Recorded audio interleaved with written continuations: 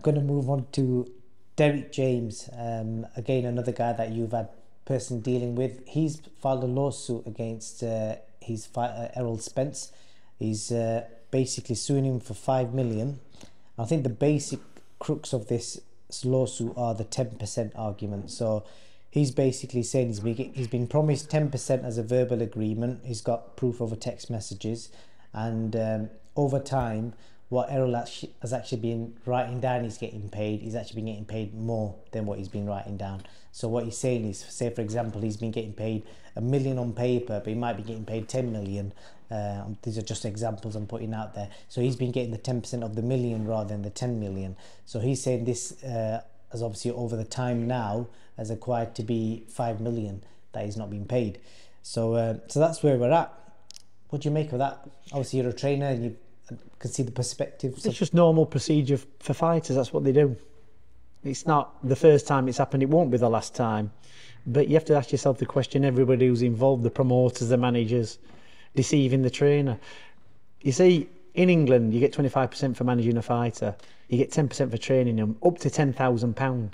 After that, it's negotiable. So this is why... I didn't know that. That's an interesting point you said. So you're saying, so if a fighter's getting paid 100 grand, the trainer, the trainer gets if he realistically, if the purse is 10 grand, the board will enforce 10%. After that, they won't. Okay. Right. So you got to have this written down and. Right. You've got to have it written down. So the first thing to do. This is a bit of advice for those trainers out there who want to be trainers, want to make money out of boxing. If you think that, and it's a very, very rare example, and this is not just with me and this gym, it's with a lot of people that you speak to. It happens way across the board. There are the odd one or two who see the value of a good trainer. And that's one of the reasons you're not going to get many good trainers coming through in the UK now. You've got the young kids coming through, Ben Davison, you've got Shane McGuigan, you've got them young kids, you've got gym full of kids, and if they've got any sense, they'll have got it wrote down in black and white what they're getting. But if a fighter comes to me and I say, yeah, it's 10% and sign this contract, and whether you get £1 million, 500,000, 100,000, I want 10%. Yeah, I'm not going to do that. Well, no problem then, go and train somewhere else. Because I can get somebody to do it for less. Well, get somebody to do it for less. Because there'll be plenty of people out there, Mickey Mouse trainers I call them, who can do a bit of pad work, and can fluff people up and, massage their ego, get into the camp and make themselves busy, as my dad used to say, fame touchers, going in gyms, giving fighters advice when they're probably not even qualified to give them advice. There's plenty of them. And what it does, it undermines the good trainers out there. You understand? It undermines the good trainers. So that's what happens. And then these fighters are paying for substandard trainers and they think they're getting a deal. And then when it comes to the crunch point, when they really need a good trainer, it's too late. So people say to me, oh, you training? I've got an handful of fighters now. I don't want to train fighters because unless they're going to be paying me the money. And there's not really enough fighters out there, low-level fighters, who can pay what I want. And I'm not particularly bothered about training high-level fighters because it's hard work getting the money off them. And the attitude with a lot of fighters is, oh, you should just be grateful you're training me. Well, not really. So the mistake Derek made is, from the off, he should have had it all down in black and white. Because it happened with Ricky Hatton, it's probably happened with Amir Khan, it's happened with Errol Spence, it's happened with Golovkin against Abel Sanchez. It never changes. So what is the right and wrong? Because there are two arguments to it. Let's just say, for example, if Errol Spence, because I think I read this, he got paid allegedly 25 million when he fought Terence Crawford. So 10% of that's 2.5 million. Should a trainer be getting 2.5 million? Yeah, he should train him because realistically, is Errol Spence worth 25 million? Not really. It's just because of the size of the fight. That's what it is. Because he's boxed for less than that. And what will his next purse be? It won't be 25 million if he boxes, will it? So his value will go down because he's been beat. So realistically, it's just greed, innit? And one of the reasons is is that why would you give your trainer that much money? Because what you're doing then, you're putting them in a position of power. That's what you're doing. You're giving them a bit more control. And unfortunately with boxers, they like to keep you in your place.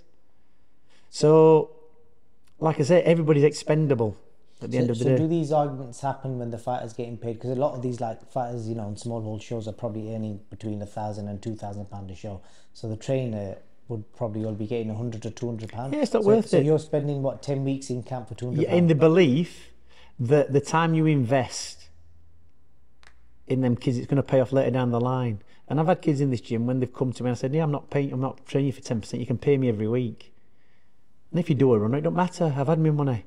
But you, instead of me investing my time in you, right, in the hope of a payoff, that you're going to win a British title and you're going to become a world champion, it's going to make it viable for me. You invest in yourself and you pay the money, because that's the way it should be. So if a fighter comes to you and say it's a big name, but they might have a fight coming up, if you're asking them for weekly money, I can also see from a fighter's point of view, they might look at that and go, oh, he's just being greedy, he just wants... Not to do with greed. So well, it's called looking after your interests. They look after their interests. So in the time that Kell Brooks didn't finish boxing me account, which is 2.5 years ago, I've had numerous fighters come to me or advances or approaches from the managers, whatever, to train them. Some decent fighters, and I've said no, because it's not worth it. You understand? It's not worth. Has it been over money? We're not agreed? No, it's just not worth. It's not worth me time for what needs to be done and what they're actually getting paid as a purse. You understand? It might even be £100 grand. I'm going to get 10 grand. It's not worth me to do it. It's not worth me to commit 3 months to somebody for 10 grand. It's just not. So it's different if you're going to get that and then you're going to build and you're going to become you're going to get a world title and you're going to get more money. It makes it worth to me. But what happens is they want you to invest all your time and effort and be paid at the low end like they are. But then when it comes to the payoff, they don't want to pay anybody. We don't make no difference. If it's 10%, it's 10%, whether it's $1 million, 100 grand, 2 million, 3 million, it's the same difference. They're still getting the same amount of money. It's still the same ratio. That's what it is. But, you know, they come out with this one, well, I'm putting my life at risk. Well, you put your life at risk for 500 quid, 1,000 quid. You're not, it's not exponential. It don't raise up that you're putting your life at risk more. You understand? Kell Brook boxed Errol Spence and he boxed Golovkin, he got one eye socket bust. He boxed Errol Spence, he got the other eye socket bust. Then he went in with Amir Khan, who weren't on the level of Errol Spence and he weren't on the level of Golovkin. But Kell probably got paid as much or maybe more. So he's not putting his life in risk more, is it? It's actually an easier fight. Still getting paid more money. So just for fans that don't fully understand, so let's just say a fighter's the hardest job in boxing, apart from being the boxer, is being the trainer, not the manager, not the promoter. That's not the hardest job.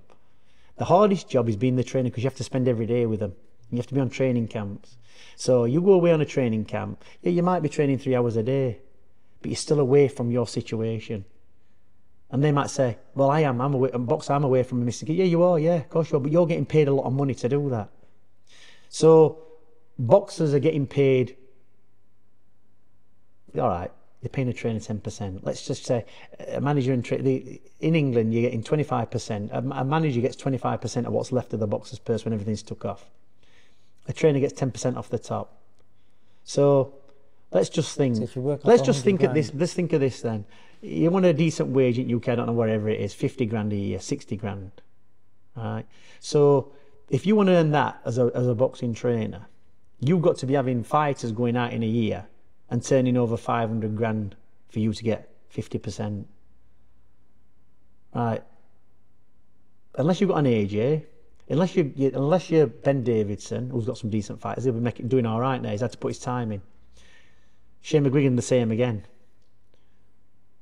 You've got to have some high-profile fighter in your camp to make a wage. That's what you got to do. So if you haven't, you're not making any money. So even if you've got a British champion, a British champion might be getting 15 to 20 grand a fight, if that.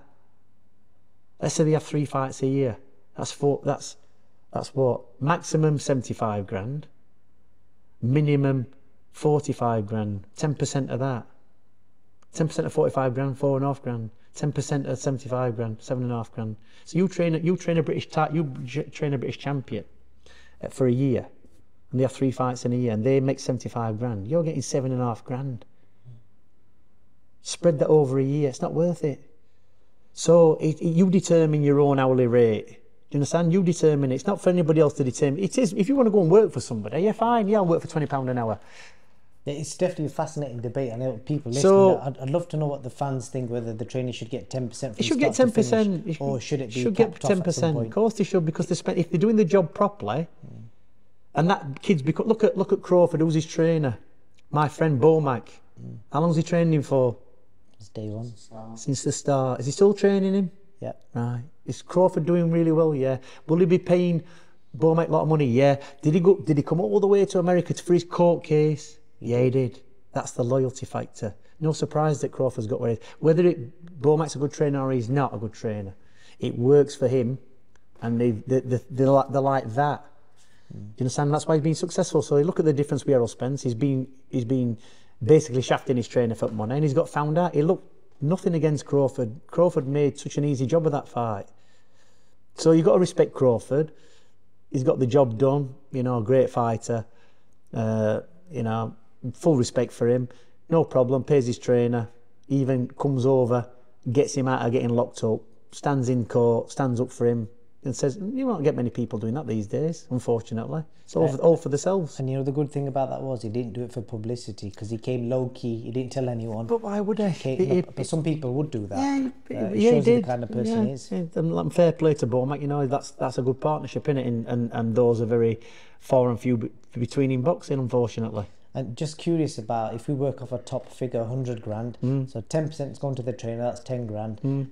I know not all managers take 25%, because I spoke to Sam Jones, Lee Eaton, I think they take 10 as well. Yeah, but the reason they take 10% is because they don't qualify for taking 25%. So if you actually know your worth, why would you work for less?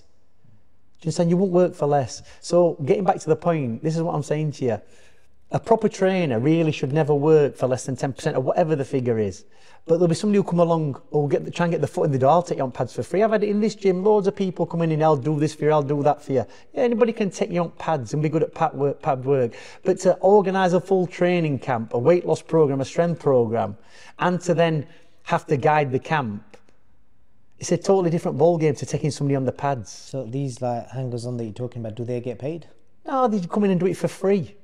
What they do is the facilitators, they come in and get their foot in the door. I've had loads over the years here, and you know what? Not one of them. Listen, not one of these hangers on has gone on and made a career out of boxing, or made a career out of it, or made money out of boxing. What they're good at is latching onto somebody else and getting a free ride to America, or a free ride here, a free ride there, and when they're of no longer use, they get kicked to the side, and then somebody else comes in and takes over. And in boxing, I've seen it from the top to the bottom with the top fighters, with Naseem Hamed especially. All you need is a trainer, which was my dad, John Ingle, a manager or a promoter, which was Frank, and everybody else is surplus to requirements. Everybody else. When Naz was at his top, he had Frank, he had Brendan, he had John. I wasn't even involved then. And you know, it all started going wrong when everybody else started getting involved who didn't know what they were doing. And that was his brothers. And all the hangers on, making themselves busy, because they see a pot on money and think, I can get some of that. So they start getting involved, and they've got no use, because you don't need anybody else. You don't need anybody else apart from your promoter, your manager, your trainer. That's it. That's all you need. So, you know, take note. That's how boxing is. And then what happens is they all come out of the woodwork looking for a free ride, a free lunch. That's what they do.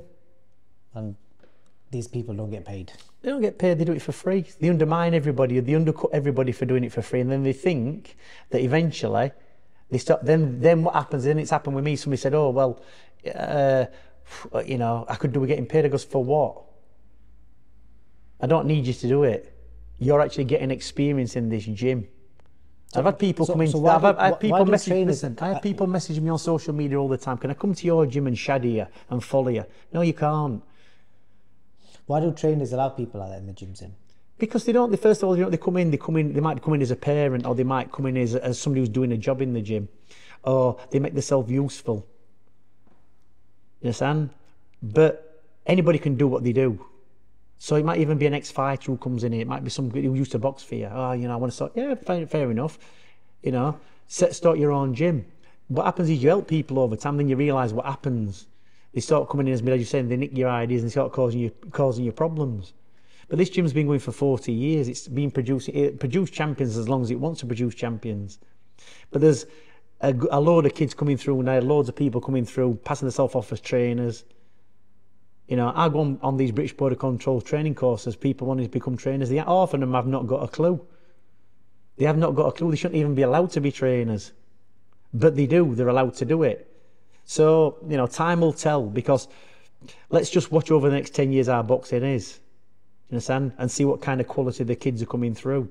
Let's get another example, Ben Whittaker, who trained for his last fight. I think it's gone back to Joby Clayton. So he's had the best. Joby's been part of his team, to be fair. But he's had the best trainer in the world with Sugar Hill. So why didn't Sugar Hill train him? I think just time zones, locations. Obviously, he's busy training Tyson Fury at the moment. So, you know, it's like, it is what it is, isn't it? So, like I say, only over time will people realise what I'm saying. That there's very, very few quality trainers in the UK. Very, very few. Very, very few fighters who are going to get good trainers. They're all going to get Mickey Mouse trainers with no experience. Like I said, I think the youngest two now are Ben Davison, Shane McGuigan. You've got Joe McNally coming through with a few kids over in Liverpool, keeping it going over that way. You've got Joe Gallagher.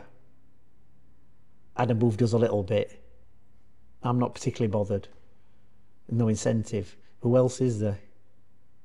I think you're busy with your dad. No, I'm saying, but who else is there, trainer-wise? Who's Jamie Moore.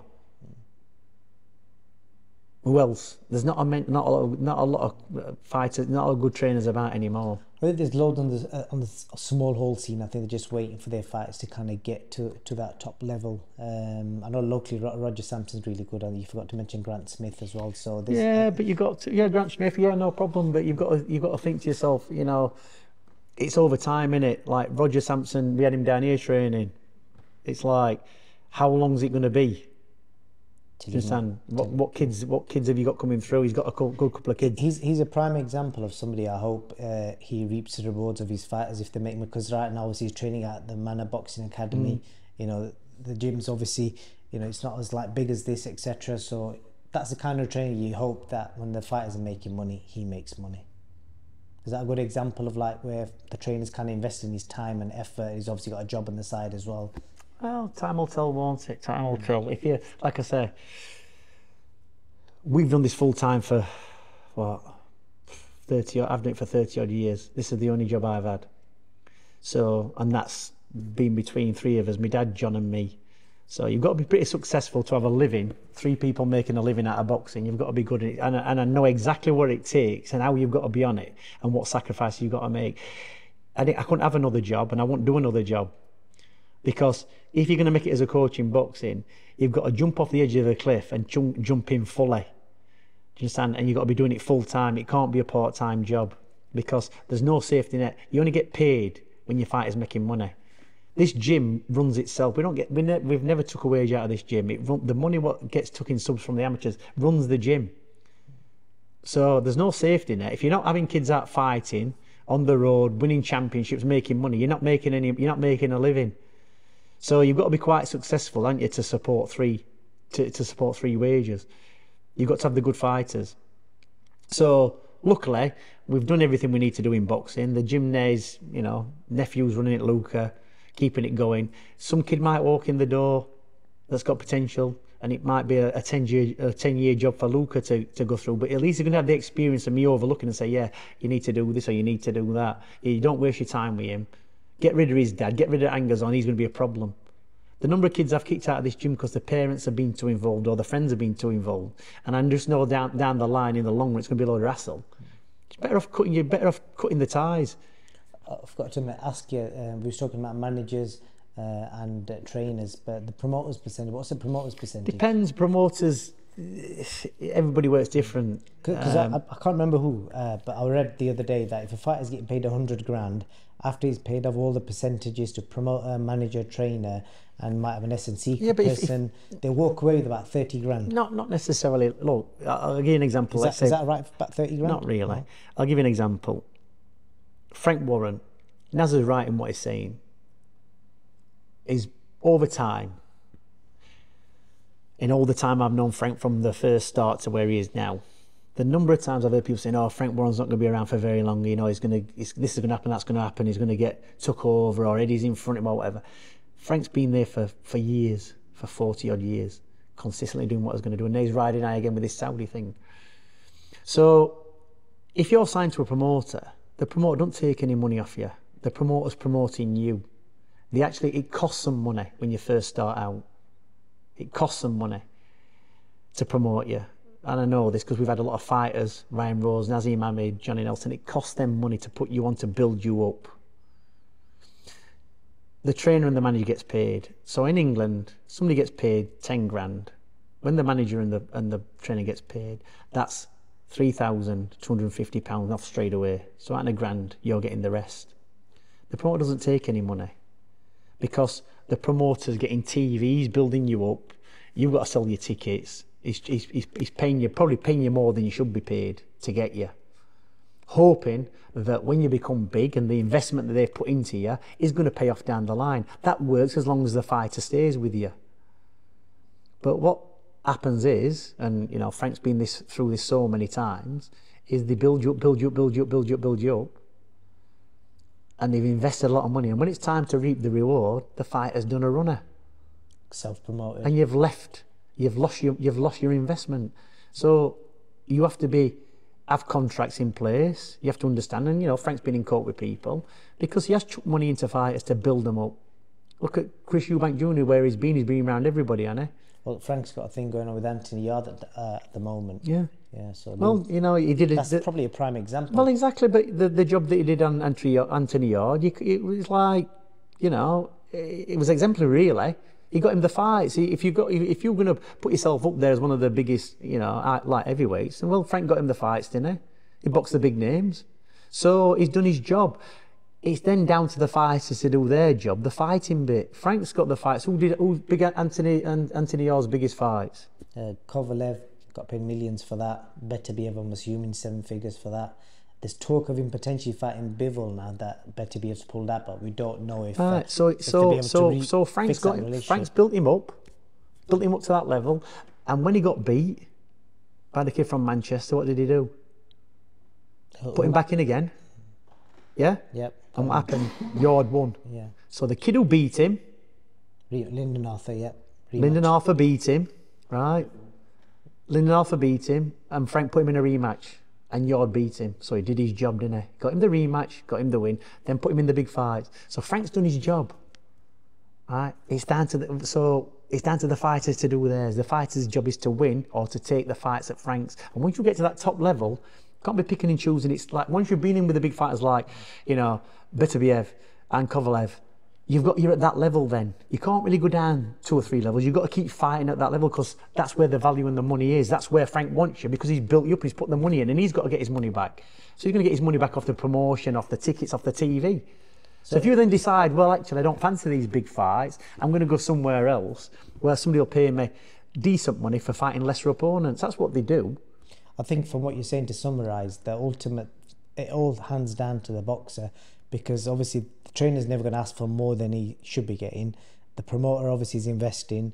The manager's obviously doing his thing, you know, guiding him, making the right decisions. But I'm assuming the manager plays a part in which direction they go, whether it's promotion, trainers, etc. So the manager's probably a key role for a fighter. But like from what you're saying, ultimately, it seems like it's the trainers and the promoters are the ones that end up getting screwed, if that's the right word. Look, if everybody plays the position, the boxer does his job, the promoter does his, the trainer and the manager do there, that's fine. But what happens is, you get the fighter trying to be the manager or even trying to be the promoter. And that works in some cases when you look at people like Floyd Mayweather. But the thing is, not everybody's Floyd Mayweather. So what happens generally is you should just stick to the fighting and have somebody in place to do your business. And as long as all the people are in place doing the job properly, there's never an issue. But what the issue is, it all becomes an issue when somebody gets beat. When the fighter gets beat, what happens is everybody else gets questioned then and called in to what's gone wrong. When realistically, when the fighter's winning, it's all down to them.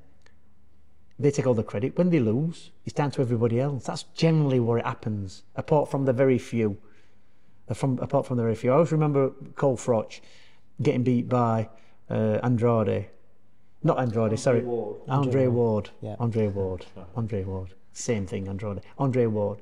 And, you know, he got beat quite convincingly. Didn't leave his trainer, didn't leave his promoter, just got on with it. You know what I mean? Got on with it. That's it. Didn't blame anybody else. Didn't point the finger. I can remember him getting up playing and his nose was smashed and all busting. Just like, well, that's where it is, and got on with it. But you don't get looking for excuses. Everybody else looking for excuses why they got beat. It's like, you take the risk, you get in the ring, you know, you take all the credit and you take all the blame. It's one or the other.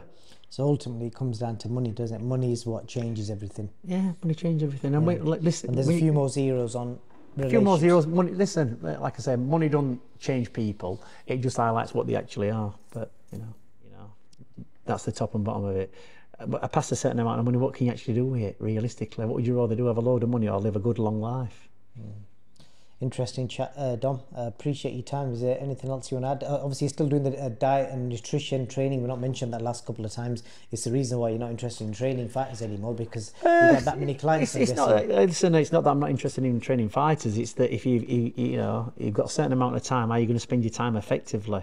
And like I say, I'm finding very, very few, even with people who approach me to train them. I look at the careers and look at the training, and think, I won't waste my time training them. You're not committed enough. To get where you need to be, you're not committed enough.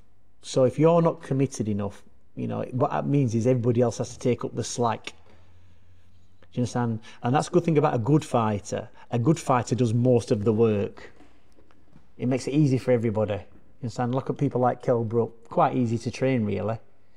You know, there were hard aspects of it, but quite easy. And then there's people who come in and demand everything and take up so much of your time, and they don't commit themselves. That's the way it is. So with regards to your Keep Fitters, I know you put some pictures up the other day. I can't remember what his name was, but literally gone from like probably 40 odd to 30 odd. Any success stories from like January to? Well, they're always ongoing, but like I said, the biggest one was of recent times where people changing how they are was Rob the Roofer. Yeah. And you know, he's done his training as a board inspector. He was in Saudi one of the times, I think a few fights back, when Deontay Wilder fought, and I think within the space of him applying to be an inspector 6 months, he was out in Saudi, couldn't believe it, and he's doing really well. He's a board inspector now, full board inspector, and that's just somebody I guided and mentored. He wanted to be a referee. I think he'd make a really good referee. Lovely fella.